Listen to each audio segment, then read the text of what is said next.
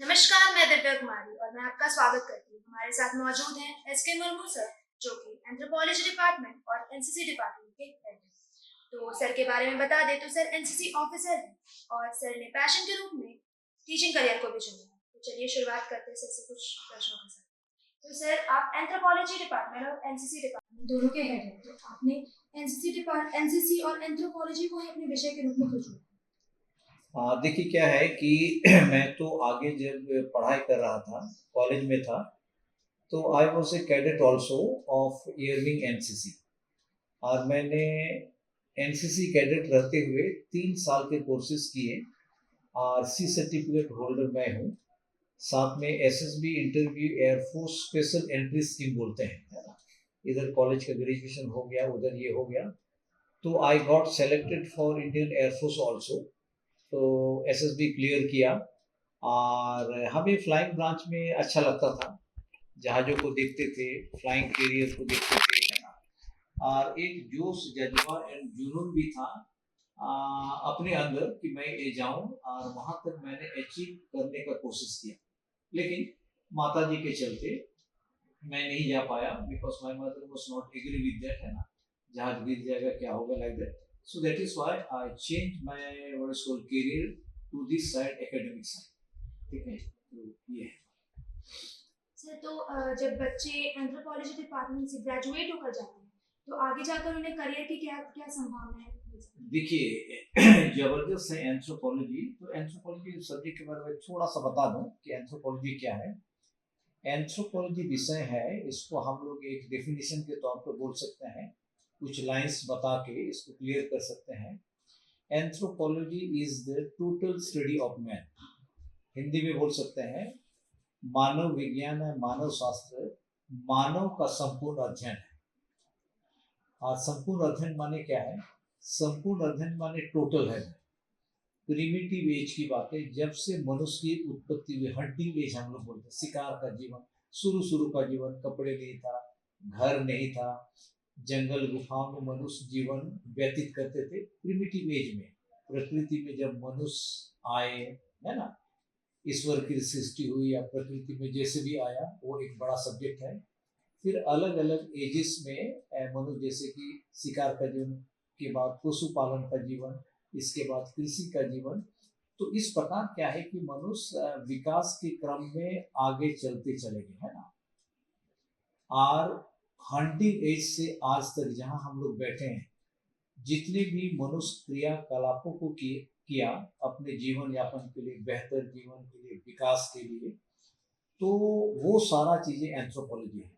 बोला जा सकता है, सिंपल में हम लोग बोल सकते हैं कि एक सुई के आविष्कार से, एक सेप्टिपिन, सुई का आविष्कार से लेके बड़े बड़े मशीनरी तक, है ना, बड़े बड़े मशीनरी, आज राफेल जहाज की बातें हैं, बड़े बड़े साइंस टेक्नोलॉजी की बातें हैं, ये एंड्रॉयड फोन की बातें, लैपटॉप की बातें, दोस ऑल थिंग्स, है ना। तो ये सारी चीजें टोटल स्टडी हम बोल सकते हैं। मनुष्य का आविष्कार की बातें, बेहतर जिंदगी की बातें, बेहतर सोच की बातें, और मनुष्य आविष्कार इन सारी चीजों को करके एक उपलब्धियों को हासिल करके बेहतर जीवन की ओर बढ़ने का प्रयास करते रहता है हर युगों में। और जब तक सूरज चांद रहेगा, मनुष्य रहेगा, ये प्रयास चलते रहे। सर आपने जैसा एंथ्रोपोलॉजी के बारे में बताया कि एंथ्रोपोलॉजी होता क्या है, तो आप एंथ्रोपोलॉजी में पढ़ाते क्या हैं? देखिए एंथ्रोपोलॉजी में हम लोग पढ़ाते, हाँ, बहुत इंटरेस्टिंग है। बहुत सारे उसमें एंथ्रोपोलॉजी के अंदर भी देर आर सो मेनी हमारे डिफरेंट सब्जेक्ट्स, विषय हैं, है ना।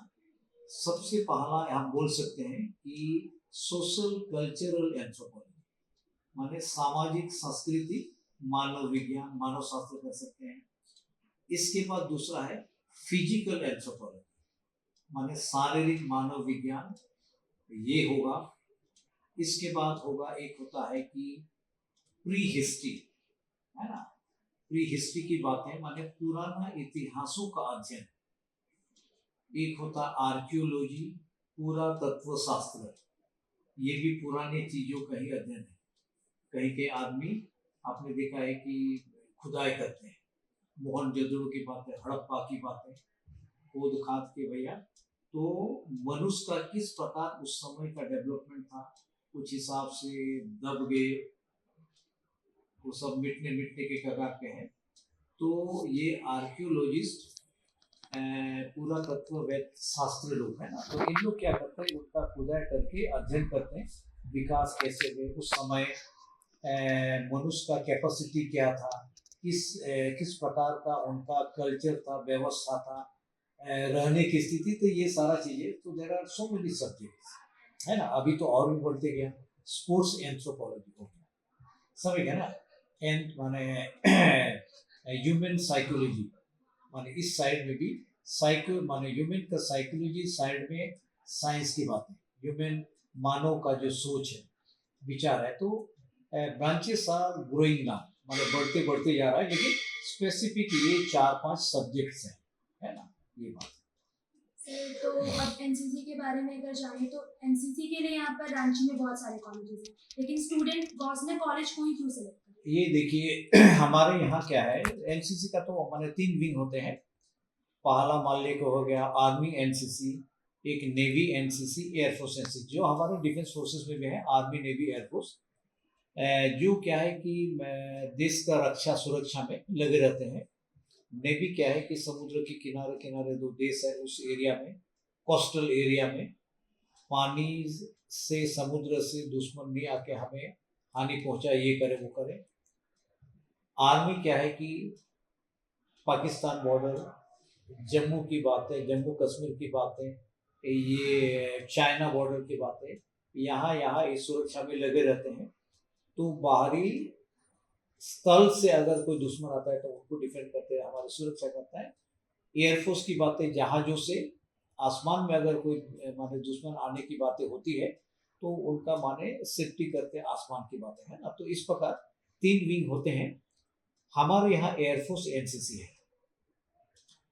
हमारे यहाँ क्या है कि चूंकि मैं बड़ा इसमें इंटरेस्ट रखता हूँ और बड़ा अपडेट रहता हूँ, मैंने अपना एयरफोर्स का ट्रेनिंग में, एयरफोर्स एनसीसी का ट्रेनिंग में अभी अभी हम लोग बायोसैनिक कैंप करके आए।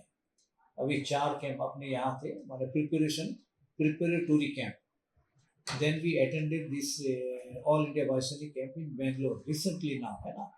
और उसमें ऑल इंडिया में हमारा माने 16 जो डायरेक्टर हो, तो उसमें हमारा 8th आया है ना। तो वी आर इम्प्रूविंग, आगे हमारा बड़ा पीछे होता था, अभी हो गया।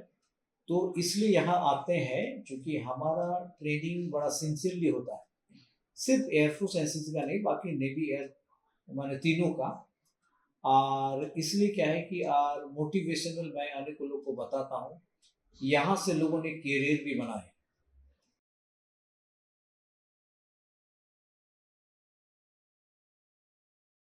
तो यही बात है। हाँ सर, आपने बता दिया एनसीसी लोग क्यों जुड़ना चाहते हैं, लेकिन उसमें जुड़ने के मतलब एलिजिबिलिटी क्राइटेरिया क्या होता है? एलिजिबिलिटी क्राइटेरिया क्या है, हमारे यहाँ कम से कम सेमेस्टर 1 का स्टूडेंट होना चाहिए in any stream, either in commerce, either in arts, either in science. कभी कभी कंफ्यूजन होता है, यार साइंस वाला ही खाली जाना है, क्या करना है। इट इज़ नॉट सो, कोई भी स्ट्रीम के साइंस कॉमर्स आर्ट्स के लोग जा सकते हैं। इतना ही है कि अगर उसका सिलेक्शन होता है, सिलेक्शन प्रोसीड्यूर इस प्रकार है, बॉयज़ को 7 राउंड ग्राउंड में, आप नॉर्मली समझिए कि राउंड चक्कर लगाना है, गर्ल्स को 4 राउंड चक्कर लगाना है, ये हो गया। और इसके बाद क्या है कि एक टेस्ट होगा, है ना, रिटन टेस्ट, नॉर्मल, एयरफोर्स में क्यों जाना चाहते हैं, इंटरेस्ट की बातें, जीके वगैरह, दिस नॉर्मल नॉर्मल होता है। और इसके बाद आपका एक इंटरव्यू होगा, है ना। ये 3 फेजेस होता है। पहले फिजिकल होगा, माने दौड़ दाड़ में फिटफाट है कि नहीं। और इसके बाद क्योंकि fitness is very much required in defence forces, physically challenge बेचारा, वो भी एक जीवन का एक परिस्थिति है। लेकिन मान ली कोई फिजिकली चैलेंज है तो ये ट्रेनिंग नहीं ले पाएगा, है ना, क्योंकि ऑल ओवर माने शरीर का ही एक्टिविटीज की बातें हैं ना। तो उस हालत में उनको हम लोग चांस नहीं दे पाते हैं। दो सुबह फिजिकली फिट, तो हम लोग एक नॉर्मल देख लेते हैं कि कोई 7 राउंड लड़का दौड़ गया, लड़की 4 राउंड दौड़ गई, कि भाई ठीक है ना, हार्ट फार्ट दिस दैट कुछ भी ऐसा नहीं, कंप्लीट किया। इसके बाद देयर इज रिटन टेस्ट, कुछ जीके की बातें, एयरफोर्स से संबंधित कुछ बातें, कुछ और भी जनरल नॉलेज वगैरह वगैरह होता है, उसको करना पड़ता है। देन इंटरव्यू होता है फ्रंट टू फ्रंट, माने दोज थिंग्स है ना। ये 3 टेस्ट में अगर पास कर जाते हैं, they can join our unit if they qualify. तो यही है प्रोसीडिंग। मिलेगा, देश का सेवा तो बात है ही, है ना। और उसमें क्या है कि वो अपने पैरों पे ही खड़ा होता है, माने माता पिता पत्नी बच्चे, नेक्स्ट फैमिली जो जनरेशन चलेगा उसका, तो ये करियर की भी बात है। सर आपसे बात करके बहुत अच्छा लगा, हमें एनसीसी और एंथ्रोपोलॉजी के बारे में बहुत कुछ जानकारी मिली।